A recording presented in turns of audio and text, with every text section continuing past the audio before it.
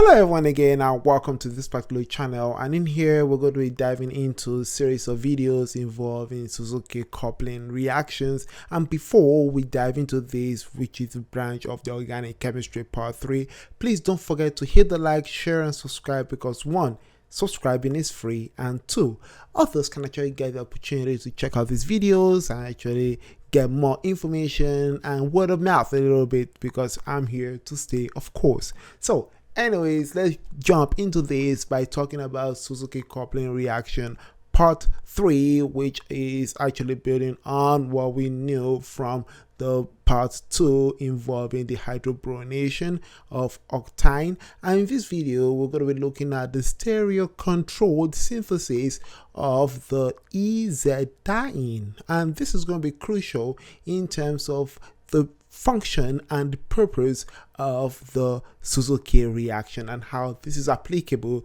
to various organosynthetic metallic type of reactions. And in here we're going to look at reaction and determine the mechanism by which we can actually determine the diene. And in this reaction steps, we're going to focus on the reaction overall, looking at this particular compound, which is a form of an alkaline boronate, and this alkaline boronate is actually going to be reacting in the presence of a form of a violin iodide, which is either an alkaline iodide or halide. So in here, just to keep that in mind, we're going to actually move in this reaction to what this reaction is going to be done in the presence of, and the presence will be the palladium 0 catalyst. And this palladium 0 is a type that we'll be looking at is the palladium phosphine, and this will be done in the presence of a quite strong base, which will be important in a specific reaction cycle step. So this particular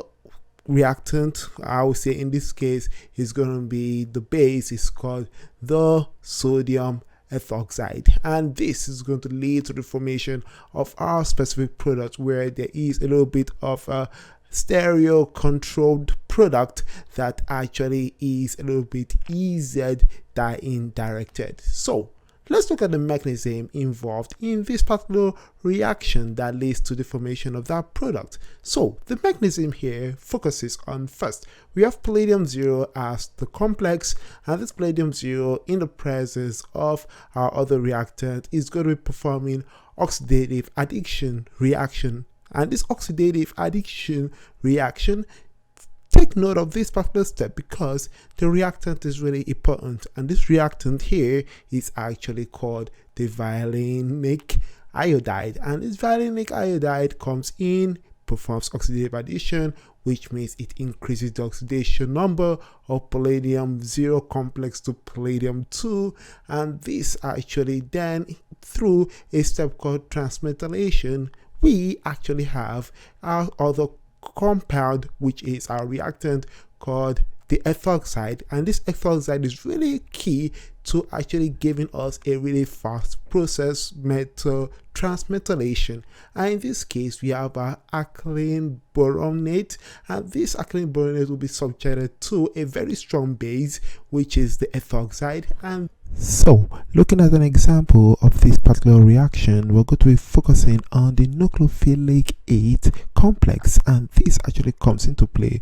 when first you have your alkaline boronate actually now involved in a form of a base attack, where our specific base, which is sodium ethoxide, splits into sodium ion and ethoxide ion, and this ethoxide ion actually attacks the boron, thereby forming a bond which leads the boron to become negatively charged in this particular complex, and this complex is now ready to be involved in a specific type or step of transmetallation, because now this complex I created is known to be the nucleophiliate complex that is going to be involved in that nucleophilic behavior of this particular complex. So therefore our specific palladium complex with the boron that was produced from oxidative addition is now ready in here to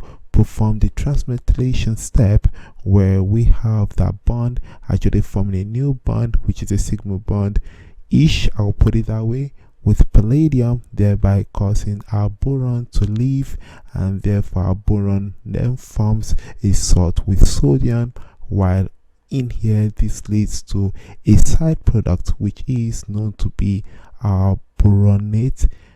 form of the ethoxide. So therefore this leads to the transmetallation reaction that leads to the formation of our intermediate complex that is now ready for the final step, which is the reductive elimination. This will actually let our specific alkane region of this particular reactant to form a complex with the palladium, thereby kicking off our specific iodide, and this will be a fast process, of course, leading to our side product, which we don't really care about. But the other one we care about is the palladium complex that has two regions that will be important in here because it is coming from a nucleophilic 8 complex through reductive elimination, which is a really quick process. This nucleophilic ability of this complex will result in the formation of a new sigma bond. So this is really important because the formation of the sigma bond when our palladium now becomes palladium 0 from palladium 2 actually shows that there is a stereo control of our particular product, where in this case one Boyke group versus the other Boyke group shows that the first Boyke group will have an E isomer, while the other Boyke group will have the Z isomer with a 52% yield product. And this actually is really applicable and similar to the production of trace boron B. So this is really magnificent to see how this particular reaction cycle takes place in terms of this catalytic reaction, organometallic reaction, and this is really crucial for we to target our specific diene product, which is an isomer for this particular reaction. So really important to think about this involving this particular type of reaction called the Suzuki reaction. And on our next videos, we're going to be looking at something that will be building off our two videos that we talked about. On our first video, we looked at the hydroboronation of the octane, and this led to this video, which is the stereo controlled synthesis of the EZ diene. And now on our next video, which you should watch out for by of course subscribing, because of course it's easy and it just takes like maybe 1 second, of course, or I would say it's free. And then we actually focus on the earlier cross coupling and our aromatic heterocyclic coupling reactions, which are important in this particular type of Suzuki reaction. So thanks for following me through this, truly appreciate it. Please hit the comment down below. Let me hear your thoughts about anything that you feel needs clarification or any question you might have in organic chemistry. And please don't forget, of course, to hit the subscribe button, but that way you can get notifications on new videos coming soon. All the same, thanks for listening. Stay smart as always and believe in yourselves.